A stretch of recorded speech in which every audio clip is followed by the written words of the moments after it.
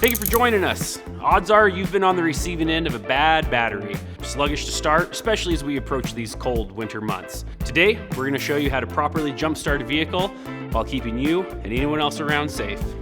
To prepare for this task, the first thing you're going to need is a good set of jumper cables, no frays or loose ends in it, a good set of gloves, and a working vehicle with a good battery in it. Step 2, you're going to want to position both vehicles facing each other with batteries near.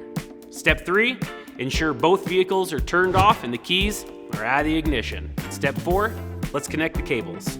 First, attach the red clip to the positive terminal of the dead battery. Next, attach the second red clip to the positive terminal on the working vehicle. Next, attach the black clip to the negative terminal of the working battery. Finally, attach the other black clip to a metal part of the dead vehicle, not the battery. Now, we're going to start the working vehicle and let it run for a few minutes. Next, start the dead vehicle. If it doesn't start right away, continue to let it charge for a few minutes. Once we have the vehicle running, let's disconnect the cables. To remove the cables, remove the black clips first, then the red clips, starting with the dead vehicle. Now that the vehicle has been started, let's take it for a test drive and recharge that battery.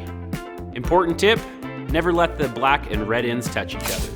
Also, keep your hands and the cables away from the engine fan and hot parts. If you're still having issues with that battery, bring it on down to Schwab and let's take a look at it.